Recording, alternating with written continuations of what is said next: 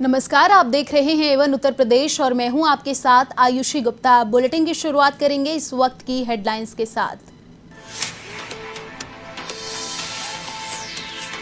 धूमधाम से मनाई जा रही है कृष्ण जन्माष्टमी। हाथी घोड़ा पालकी जय कन्हैया लाल की गूंज। पीएम मोदी, सीएम योगी सहित नेताओं ने दी शुभकामनाएं।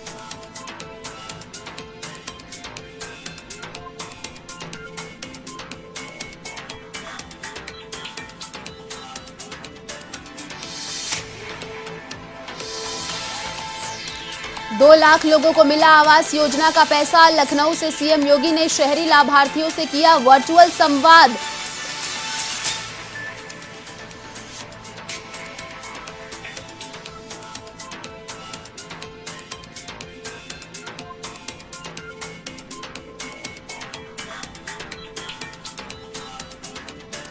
दिल्ली डिप्टी सीएम सिसोदिया सहित 17 नेताओं पर एफआईआर दर्ज। तिरंगा यात्रा में अनुमति से अधिक भीड़ जुटाने का आरोप। कोविड प्रोटोकॉल के उल्लंघन के आरोप पर भी कार्रवाई।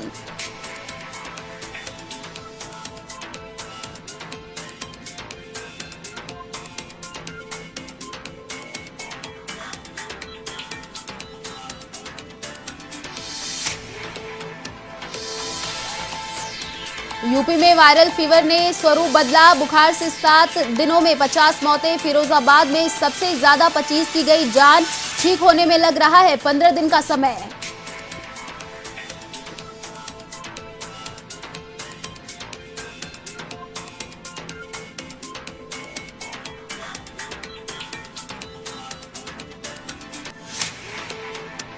आगरा एनकाउंटर में 50,000 का इनामी बदमाश ढेर। फरवरी में डाली थी केनरा बैंक में दिन दहाड़ी डकैती, तभी से फरार था आरोपी। इस बार भी पुलिस चेकिंग से ही शुरू हो गई मुठभेड़ की कहानी।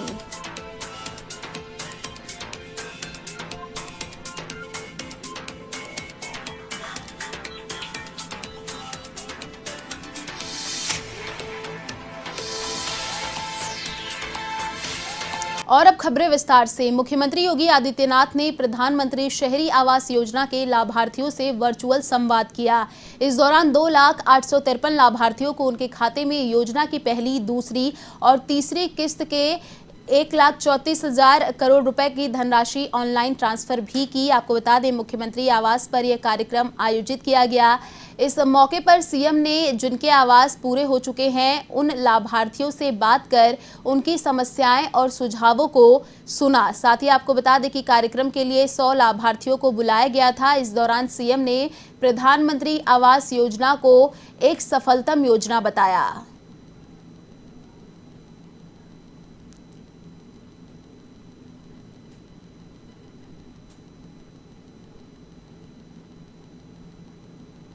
मेरे लिए अत्यंत प्रसन्नता का विषय है श्री कृष्ण जन्माष्टमी आज आप सबके जीवन में एक नई मंगलमय समाचार के साथ आ रही है और आपको शासन की योजनाओं का लाभ बेहतर तरीके से प्राप्त हो रहा है। इसके लिए मैं आप सभी प्रधानमंत्री आवास योजना शहरी और पीएम स्वनिधि योजना के लाभार्थियों को और अन्य शासन की योजनाओं के लाभार्थियों को हृदय से बधाई देता हूं, अपनी शुभकामनाएं देता हूं। मुझे प्रसन्नता है कि आज प्रधानमंत्री आवास योजना शहरी के अंतर्गत 2,08,53 लाभार्थियों के खाते में 1,341 करोड़ रुपए से अधिक की राशि यहां पर हम लोगों ने अभी वितरित की है। इसमें जो धनराशि वितरित की गई है, इसमें प्रथम, द्वितीय और तृतीय किस्त की राशि दी जा रही है। उत्तर प्रदेश के जनपद बिजनौर में स्थित विदुर कुटी वह ऐतिहासिक भूमि है जहां पर दुर्योधन का मेवा छोड़ श्री कृष्ण ने बड़ी चाव से महात्मा विदुर के यहां बथुए का साग खाया था। इसका वर्णन महाभारत में भी मिलता है। श्री कृष्ण जन्माष्टमी का त्योहार मनाने के लिए देश के कोने कोने से लोग यहां आते हैं। विदुर कुटी के बारे में कहावत ये भी है कि भगवान श्री कृष्ण विदुर कुटी पर विदुर काका से मिलने आए थे। कहते हैं महाभारत के युद्ध से पहले धृतराष्ट्र ने विदुर से महाभारत का युद्ध टालने के लिए नीति बनाने का अनुरोध किया था, किंतु धृतराष्ट्र पुत्र मोह में फंसकर उस नीति को नहीं अपना सके, जिसका परिणाम महाभारत का युद्ध हुआ। इसके बाद महात्मा विदुर हस्तिनापुर छोड़कर गंगा के किनारे एक टापू पर अपनी कुटिया बनाकर रहने लगे। यही कुटिया बाद में विदुर कुटी के नाम से प्रसिद्ध हुई।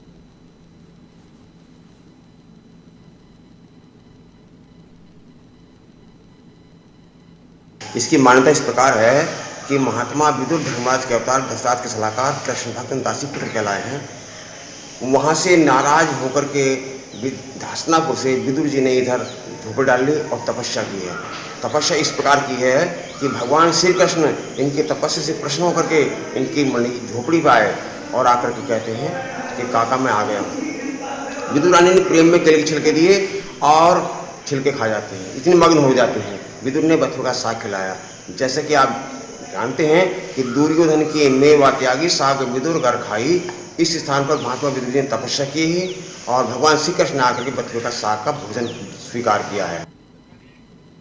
कोरोना की तीसरी लहर की आशंका के बीच पश्चिमी यूपी के 6 जिलों में रहस्यमय वायरल फीवर ने पांव पसार लिया है। हफ्ते भर से इससे करीब 50 मौतें हुई हैं, जिनमें 26 बच्चे शामिल हैं।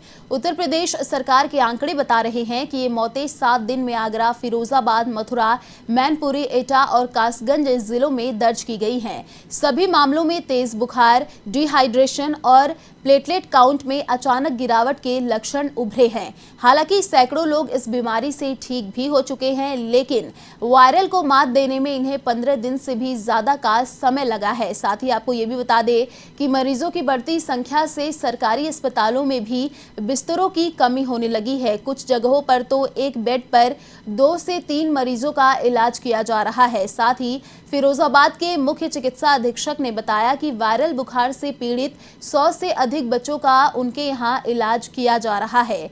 आगरा के जिला अस्पताल का यही हाल है।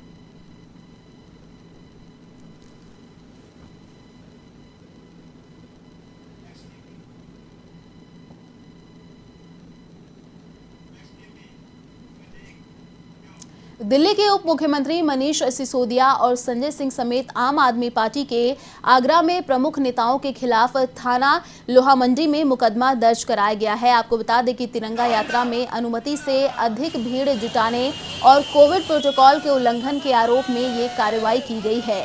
आपको बता दें कि मुकदमा सोमवार सुबह दर्ज कराया गया, जिसमें दिल्ली के उप मुख्यमंत्री मनीष सिसोदिया, संजय सिंह, कपिल वाजपेयी, रमजान अब्बास, बनय सिंह पहलवान, अनमोल बंसल सहित 17 नेता नामजद किए गए हैं। इसके अलावा 450 अज्ञात लोग भी शामिल हैं।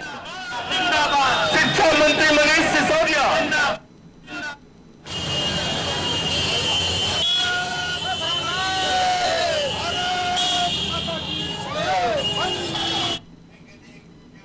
यूपी के बस्ती जिले में संदिग्ध ड्रोन कैमरा देखने को मिला। आपको बता दें, जिसके बाद हड़कंप मच गया।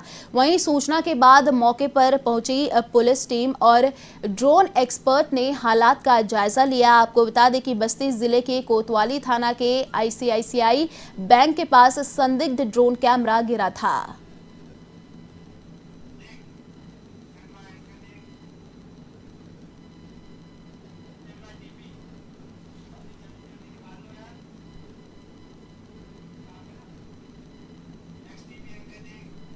मुजफ्फरनगर में एक और जहां 5 सितंबर को किसान महापंचायत का आयोजन है, तो वहीं भाजपा विधायकों के खिलाफ किसानों का विरोध प्रदर्शन भी तेज हो चला है। अब मीरापुर दलपत में खतौली विधानसभा सीट से भाजपा विधायक विक्रम सिंह सैनी के खिलाफ भी किसानों ने जबरदस्त विरोध प्रदर्शन किया है। आपको बता दें, हाथों में काले कपड़े लिए भारतीय किसान यूनियन कार्यकर्ताओं ने विधायक विक्रम सिंह सैनी के खिलाफ जमकर नारेबाजी की। वही घटना की सूचना मिलते ही पुलिस भी मौके पर पहुंची, जिसके बाद पुलिस ने किसानों को काफी समझाने का प्रयास किया।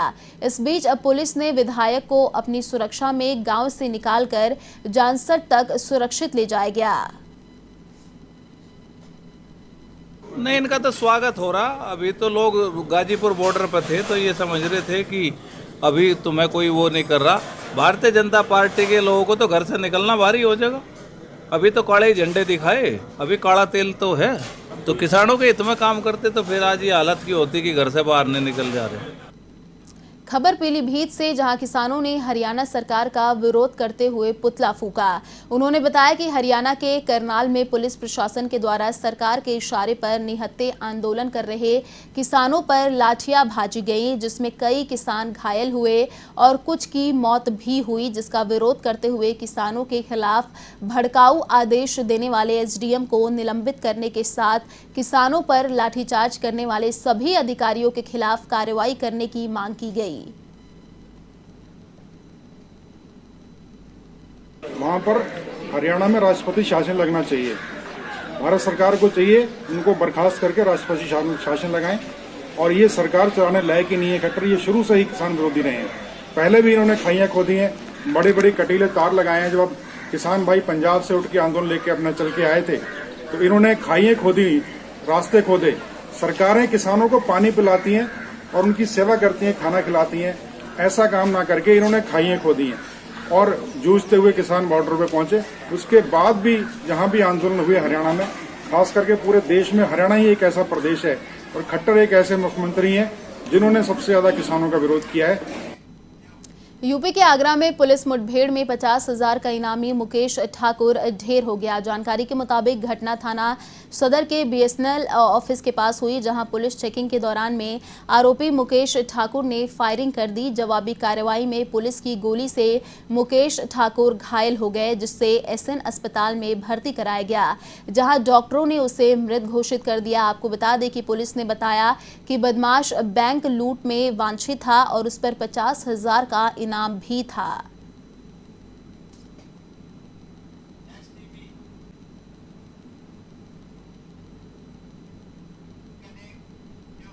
बिजनौर के गांव सुल्तानपुर निवासी युवक ने अपनी दुकान में अवैध तमंचा से अपनी कनपटी पर गोली मारकर आत्महत्या कर ली, जिसके बाद परिजनों का रो रो कर बुरा हाल है। और बता दें आपको कि मौके पर लोगों की भारी भीड़ जमा हो गई। सूचना पर घटनास्थल पहुंची स्थानीय पुलिस ने शव को कब्जे में लेकर पोस्टमार्टम के लिए भेज दिया।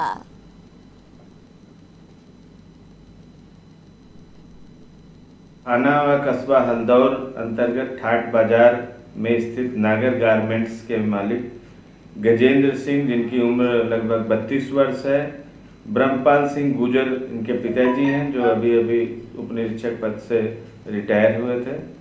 अपनी दुकान ठाट मोहरा कस्बा हल्दौर में बैठा था और इसने अचानक तमंचे से अपने सर में गोली मारकर आत्महत्या कर ली। नेपाल में हो रही लगातार बारिश से पहाड़ी नदियां खतरे के निशान से ऊपर बह रही हैं, जिससे महाराजगंज जनपद के नौतनवा और निचलौल तहसील क्षेत्र के कई गांव बाढ़ से पूरी तरह घिर चुके हैं। बाढ़ का पानी गांव के अंदर 8 से 10 फीट तक भर गया है, जिससे अब लोग अपने घरों से पलायन करने को मजबूर है। वहीं प्रशासन की तरफ से भी एनडीआरएफ और पीएसी की टीम द्वारा राहत और बचाव कार्य किया जा रहा है और बाढ़ से घिरे लोगों को ऊंचे स्थानों पर पहुंचाया जा रहा है। पिछले कुछ दिनों में काफ़ी बारिश हुई थी, उसकी वजह से हमारे क्षेत्र में महाराजगंज जनपद के चंदन, घोघी, प्यासी, महाव और रोहिन में पानी का जलस्तर काफ़ी बढ़ा है, जिससे कि बाढ़ की संभावना बढ़ गई है। और कुछ दर्जनों गांव ऐसे हैं हमारे निचलौल और नौतनवा तहसील में, जिसमें कि पानी बढ़ गया है और बाढ़ की संभावना बनी हुई है। और कुछ जगहों पे ऐसे भी जो हमारे रोड हैं वो क्षतिग्रस्त हो गए हैं, जिससे संपर्क मार्ग भी टूट गया है। प्रशासन के सभी लोग और सिंचाई विभाग के और पुलिस के लोग लगे हुए हैं। इसमें राहत एवं बचाव का कार्य तेजी से चल रहा है और लोगों को सुरक्षित जगहों पे पहुंचाने का निर्देश दिया गया है। महाराजगंज जनपद के नौतनवा विधानसभा के पूर्व विधायक कुंवर कौशल सिंह उर्फ मुन्ना सिंह ने अपने निजी आवास से प्रेस कॉन्फ्रेंस की और सरकार की नाकामियों को गिनाया। पूर्व विधायक मुन्ना सिंह ने बताया कि भारी बारिश के बाद नौतनवा क्षेत्र के दर्जनों गांवों में बाढ़ के बाद किसानों और फसल, अनाज और निजी घर ढह गए। उन्होंने सरकार के फैसलों का मुआवजा देने की मांग की।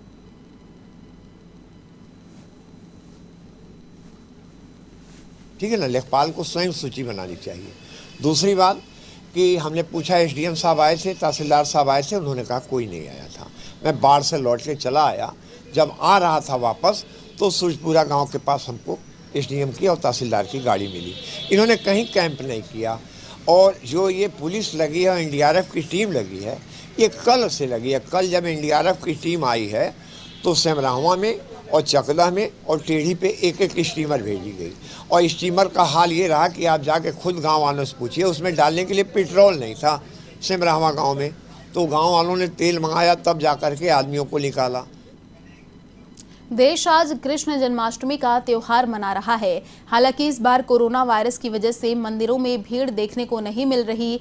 घर पर ही जन्माष्टमी धूमधाम से मनाई जा रही है। इस दिन कृष्ण जन्म पर महिलाएं भजन के तौर पर सोहर गीत गाती हैं। सोहर के कई गाने हैं जिन्हें काफी पसंद किया जाता है। वैसे सोहर उत्तर प्रदेश और बिहार का लोकगीत है और इसका संबंध व्रत से है।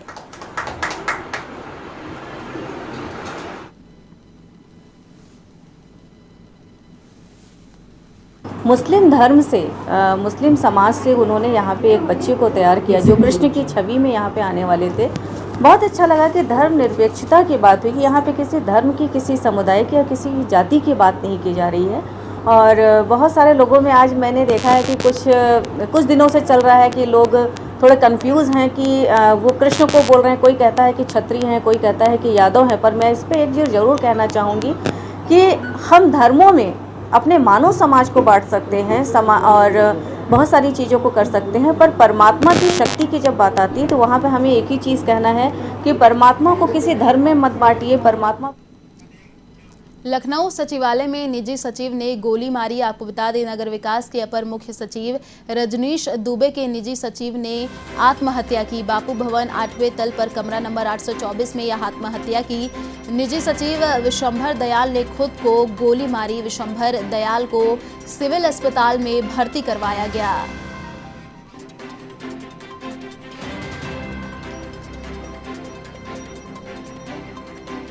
और इसी खबर पर अधिक अपडेट के साथ हमारे संवाददाता अनिकेत तिवारी फोन लाइन पर जुड़ चुके हैं। जी अनिकेत, विशंभर दयाल को सिविल अस्पताल में अभी भर्ती करवाया गया है और सचिवालय में निजी सचिव ने गोली मारी। क्या कुछ अपडेट इस खबर को लेकर? देखिए आयुषी, सबसे पहले मैं आपको थोड़ा सा करेक्ट करना चाहूंगा कि जो सचिवालय में जो निजी सचिव रजनीश दुबे के जो निजी सचिव विशंभर दयाल थे, उन्होंने आज कमरा नंबर 834 में खुद को गोली मारी हुई है। हालांकि उनको राजधानी लखनऊ के लोहिया अस्पताल में ले जाया गया है और डॉक्टरों की तरफ से अभी मृत घोषित की कोई पुष्टि नहीं हो पाई है। उनका ये बताया जा रहा है कि अभी उनका इलाज चल रहा है और हालत नाजुक है। मृत होने की अभी पुष्टि अस्पताल प्रशासन और डॉक्टरों की तरफ से नहीं की गई है। हालांकि ये बात सामने आ रही है कि आज छुट्टी का दिन था, आज जन्माष्टमी है और लिहाजा आज अवकाश का दिन रहता है। ऐसे में अवकाश के दिन पर आज उन्होंने अपने बापू भवन के अपने 24 नंबर कमरे में गोली मारकर आत्महत्या करने का प्रयास किया। इस बात सामने आ रही है। हालांकि आत्महत्या करने के प्रयास के बजाय स्पष्ट नहीं हो पाई है, कारणों का भी पूरी तरह से खुलासा नहीं हो पाया और बात की जाए विशंभर दयाल के मृत होने की तो उसकी भी पुष्टि डॉक्टरों का नहीं हो पाई है। जी शुक्रिया निकेत तमाम जानकारी साझा करने के लिए। फिलहाल इस बुलेटिन में इतना ही। देश और दुनिया की तमाम बड़ी खबरों के लिए देखते रहिए A1 TV। नमस्कार।